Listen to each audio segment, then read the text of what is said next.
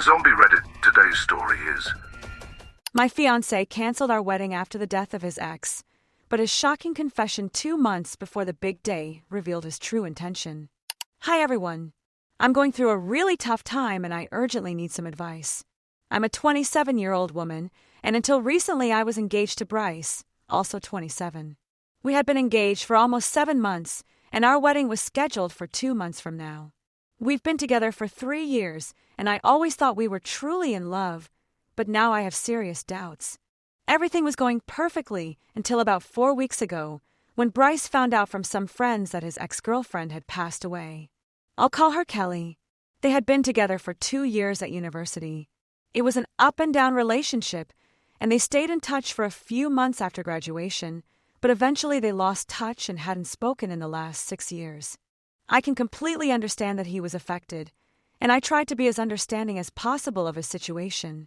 However, 3 days ago he told me he wanted to cancel our wedding. In the weeks after receiving the news of the death, he had been noticeably distant, but I assumed it was simply because he was processing the surprise. As his fiancé, I gave him my full support and understanding, but he continued to withdraw more and more emotionally.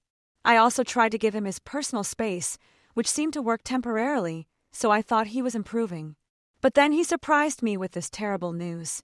I tried to talk to him and persuade him to reconsider his decision, but he explained that apparently he had had a kind of revelation after finding out about Kelly, and he had realized that he needed to be alone for a while. The situation deteriorated considerably after that statement, because while he was expressing his desire to cancel the wedding, I was willing to talk and solve our problems. However, as soon as he mentioned that he felt the need to be single, I completely lost my patience. I had been extremely understanding with him, and I simply reached my limit. It was clear that something was going on with him that he wasn't sharing with me, and I was tired of waiting for him to open up to me. So, in the middle of our heated argument, I decided to take off my engagement ring and threw it at him. I told him that if he really wanted to be single, then he could be permanently single, because I had ended our relationship. He was quite offended and upset, so he just packed some belongings and left. Since then, I have had no direct communication with him. However, his parents have made a big fuss about this, and now they blame me because, according to them, he is extremely upset and has been miserable since he arrived at their house that day.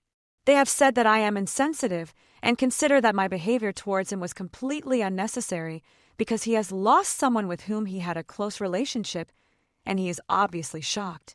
They think I should have been more considerate towards him. They are upset with me and want me to apologize for my behavior so that we can have an amicable separation. I honestly don't share that opinion. I think he deserved my reaction. So, am I wrong for breaking up with my fiancé while he was processing the loss of his ex-girlfriend? Addition. Hi, I've realized that I failed to mention many important details in my original post because I was in a hurry. First, Kelly's death was not unexpected. Bryce contacted her parents after he found out, and they informed us that she passed away in her sleep. She had been battling an illness for quite some time. She was diagnosed with leukemia 2 years ago, but only her family and close friends knew about her condition. As she and Bryce barely kept in touch after their breakup, he was not aware of this either.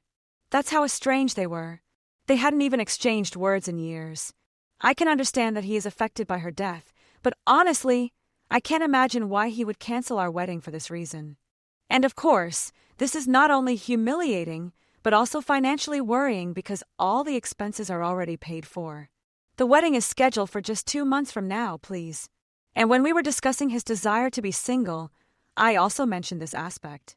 Both my parents and I had invested considerably in the wedding, so I told him that if he decided to cancel it, he and his family would have to reimburse us because clearly this was his unilateral decision. I had no part in this, and I didn't agree with it either. He expected my parents and I to bear the consequences of his indecision and proposed that we share both the cancellation charges and any refunds we might receive. I don't see how that would be fair. He was canceling the wedding, so why should we risk our money? Anyway, the argument wasn't just about the wedding or his desire to be single. Many other issues like this came up, and I just don't know what to think anymore. If I'm completely honest, I've started to believe that maybe he never wanted to marry me in the first place, and this is just an excuse to back out of the wedding without looking like the villain of a story. For now, it's just a hunch, but considering how both he and his parents are behaving, I don't think it's far from the truth. I just don't know what else to say. Honestly, I'm completely lost. Update 1. Hello, I want to sincerely thank you for all the support you have given me. It really means a lot to me. It has given me a certain security to know that at least I am not completely wrong in this situation. It has also helped me to be clear about what I really want. I have decided that I no longer want to marry him because obviously that is not what he wants either. And I have no intention of forcing anyone to be with me, especially when they prefer to be single. So yesterday afternoon I called him and told him that I wanted to end our relationship for good. I asked him to come over, collect his belongings, and leave. He started arguing with me, saying that we had both been sharing this house and splitting the rent for the last few years, so it wasn't fair for me to just throw him out like that. I replied that I was willing to give him back his share of this month's rent, but I wanted him to leave. After what he had done to me, this was the least he could do for me. He had no reply to that. A couple of hours later, he turned up at the house. He brought a van, probably borrowed from a friend, and started packing his things in a very aggressive manner. He made a considerable amount of noise, and, throughout the time he was here, he kept muttering complaints in a low voice. It was clear that he was very annoyed with me, but honestly I didn't care, because after what he had done, I didn't think he had the right to be angry with me. And if I'm honest, I thought he seemed more upset about losing the house than losing our relationship. After spending so many years with him, living together, and striving to ensure his happiness with me, if this is what I get from him, I'm really glad I didn't marry him. I can't imagine a man who would be more upset about having to leave the house where he lived and move in with his parents than about the cancellation of his own wedding. Although, come to think of it, he was the one who canceled it, so I guess it's illogical for me to expect him to show any kind of regret about it. Anyway, after a while, when he had finished packing, he started to move his belongings to the van. Even then, he was still muttering constantly. After a while, it started to irritate me, so I asked him to please stop because I was trying to watch something on the television and it was making me nervous. And that was my big mistake, because he took that opportunity to start an argument with me right then and there. He started to tell me that since I hadn't yet given him a check back for the amount he had paid for the rent, he still considered the house to be his too, and he could do whatever he wanted, which naturally made me pretty angry. I got up, wrote him a check immediately, and gave it to him. Then I told him he needed to leave immediately because I was completely done with him. He was getting on my nerves, and I could no longer tolerate his presence. But then, imagine his nerve, he decided to tear up the check in pieces right in front of me, threw the pieces in my face, and declared that he had changed his mind. He wasn't going to leave. He insisted that this was his house too, and that I had no right to pressure him the way I was doing. At that point, I finally began to lose my composure because until then I had really tried to stay calm in his presence.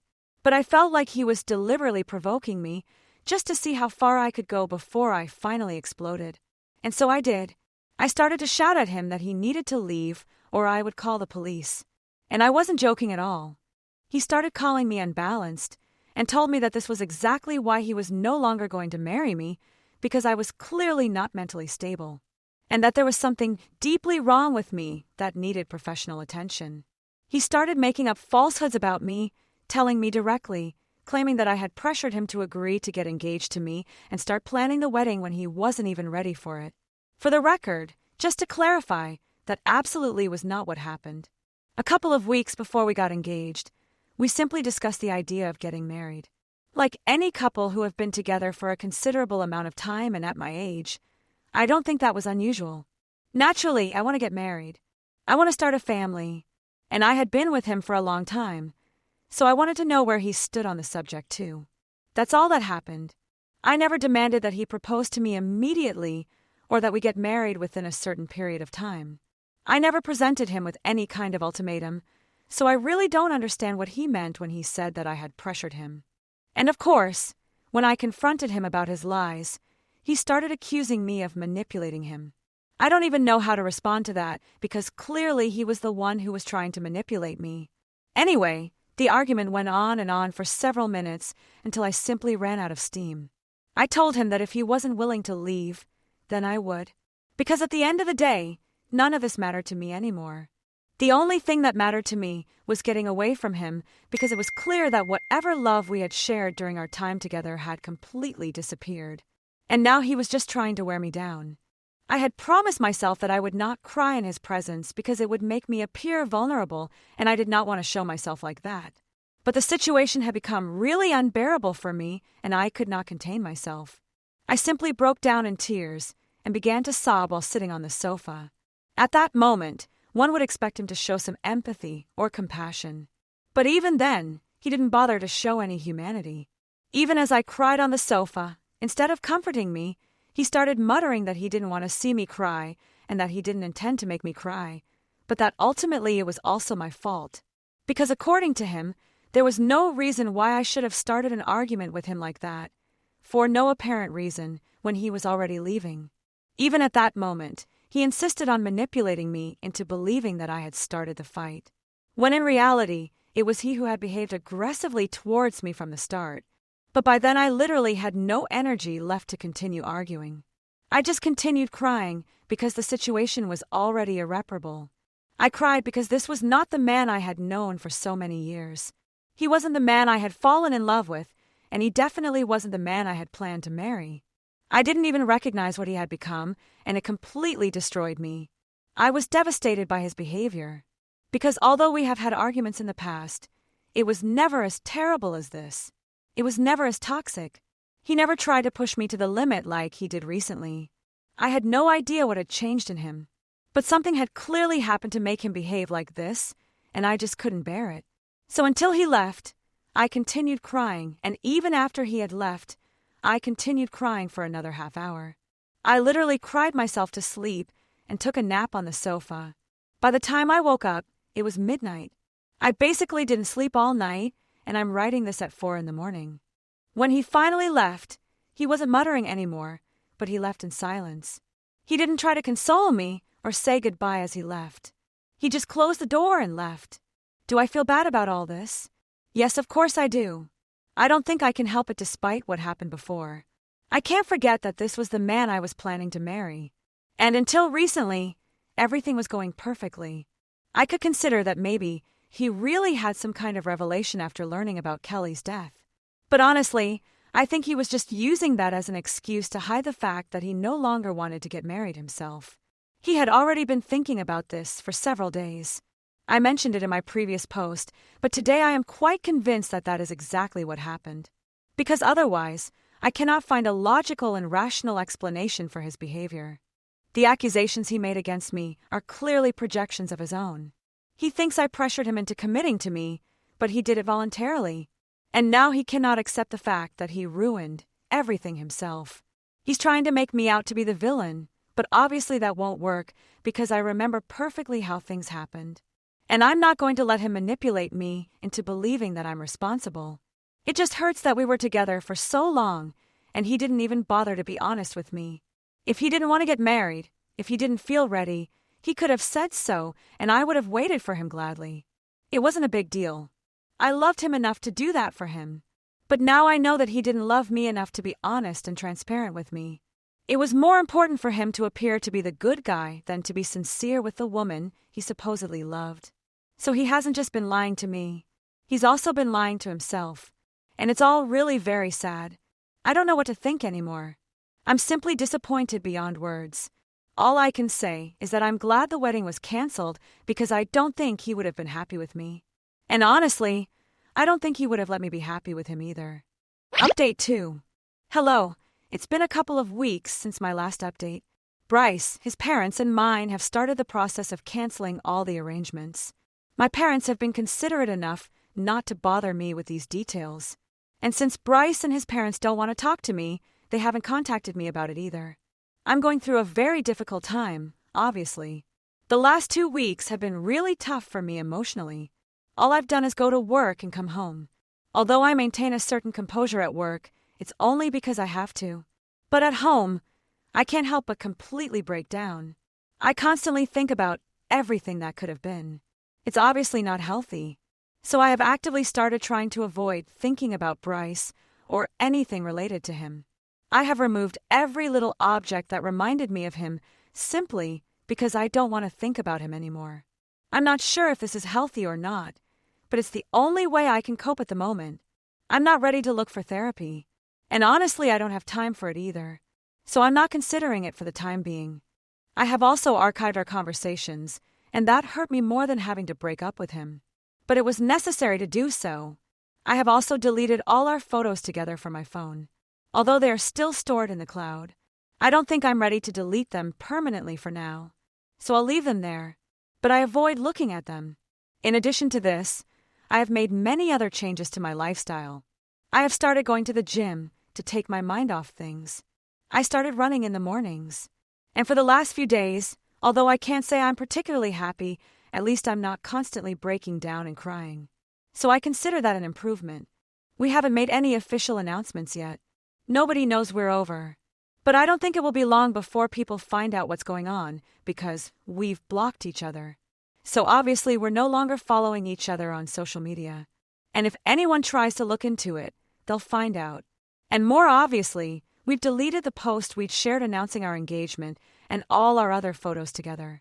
So yeah, if anyone tries to find out, it'll be very easy for them to discover that we've broken up and that we're no longer getting married. I haven't even told my closest friends yet, but I guess I will have to soon. Anyway, that's all for now. Please keep me in your thoughts because even though I am physically okay, I think I really need support to get through this emotionally. Update 3. It's been about 5 days since my last update. A couple of days ago, I finally told my closest friends about everything that had happened. I invited them over because I wanted to tell them the news in person, as I felt that this wasn't something I wanted to just relay over text. And as I mentioned, I was struggling emotionally, so I also wanted to be surrounded by people. My parents have continued to call me regularly, and I am truly grateful for them. But I felt that I needed my friends as well at this time. So we got together, and naturally they had numerous questions about why I had been so distant over the last few weeks, as I hadn't been communicating with them at all. In fact, I don't think I had been talking to anyone much except about work. And of course, they noticed that Bryce and I had stopped following each other and deleted all our posts together. When they arrived, they also noticed that he wasn't there and that many of his belongings were gone. They hadn't asked about our social media status because they didn't want to pry, and they felt that I would tell them when I was ready, which I did. I explained the whole situation to them in detail, and while talking to them about it, I inevitably ended up breaking down again. It tends to happen every time I think or talk about it, so I wasn't surprised. But it was comforting to have my friends around. They consoled me by assuring me that everything would be all right and that they were there to support me. They were there for me. They let me cry, and it was really comforting to have them there and to finally be able to talk about it openly. I have also talked to my parents about it, but naturally I can't express myself to them in the same way as I can to my friends. Anyway, it was liberating to let off steam, and they assured me that it was their loss because he could have carried on with me and enjoyed a wonderful life. But now he will always regret acting like that. Maybe the regret won't come immediately, but in a few years he will understand what he lost. Feeling nervous before a wedding is normal, but behaving this way is anything but normal. They made me see that I had really dodged a bullet, and obviously I agree with them. We went out for drinks later, and I ended up having a pretty good time for the first time in weeks. That was a couple of days ago, and then yesterday Bryce called me. I had only blocked him on social media. I hadn't blocked his phone number. I considered not answering, but he called repeatedly, so I finally picked up. He said he needed me to unblock him because he wanted to post a joint statement on Instagram about our breakup. He explained that he wanted it to be something we did together, so it wouldn't seem one-sided. I didn't understand exactly what he meant, so he explained that he wanted a joint statement because then it would seem like it had been a decision we both made together, as opposed to him leaving me or me leaving him. Once again, he wanted to appear as the good guy in the story and didn't want to give anyone a clue that he had left me without even having the honesty to be completely truthful with me when he did it. I found his request completely ridiculous and told him that I wasn't going to unblock him under any circumstances. I told him that if he wanted to publish a statement about our breakup, he could do so, but I wouldn't participate because the reality was that it wasn't as amicable as he was trying to present it. It wasn't something we both wanted. It was something he wanted without considering my feelings. He was the one who left me in a rather undignified manner, and he had been dishonest the whole time. So that's the version I would stick to, the truth. And frankly, I didn't care how others perceived it. It wasn't my concern. He tried to argue with me, but I just hung up and blocked his number because I didn't have time to waste on this. Later, I learned through some mutual friends that he had posted a statement claiming it had been a mutual decision. They reached out to me to console me, but I was completely honest with them and explained that the post was totally untrue and that he had shared it against my will, and I told them the truth. So they knew exactly what had happened. I didn't care if it seemed inappropriate or vindictive. I knew it was important to him to appear as a good person to everyone, and it was equally important to me that everyone knew the truth. And if that made me seem petty, so be it, because honestly I'm past the point of caring about those things. Update 4. As I expected, my decision to reveal the truth about what happened to our mutual friends was not well received by Bryce. He posted numerous messages claiming that I was promoting a false narrative to victimize myself. He claimed that it was all lies, and that people should trust him because at least he had made an effort to preserve my dignity despite my behavior. He stated that he was disappointed in the way I had chosen to handle the situation, as if I cared what he thought. I think he has disappointed me enough for a lifetime. I don't expect anything better from him. Most of our mutual friends decided to believe him, which didn't surprise me either because many of them were people I met after I started going out with him. So regardless of whether he was telling the truth or not, I knew they would take his side, but at least now I have the satisfaction of having expressed my truth. Whether people like it or not is secondary. Now everything is settled, and I'm finally going to try to move on with my life. My friends have put me in touch with a therapist, and I will start my sessions soon. I hope it will help me improve. I have continued going to the gym and running in the mornings, and I have also been developing a business model. Now that I have a lot of free time since I am not getting married, I have decided to invest it in building something of my own. There are many new opportunities waiting for me. I'm going to keep busy, and I'm not going to allow myself to regret the loss of someone who is clearly not right for me. In the end, as my friend told me, it will be his loss, and by the time he realizes it, it will be too late. It's already too late. I loved him and he lost me. But anyway, I'm better now, and although I occasionally catch myself missing him, I remind myself of what he did. And that helps me to stop thinking about him.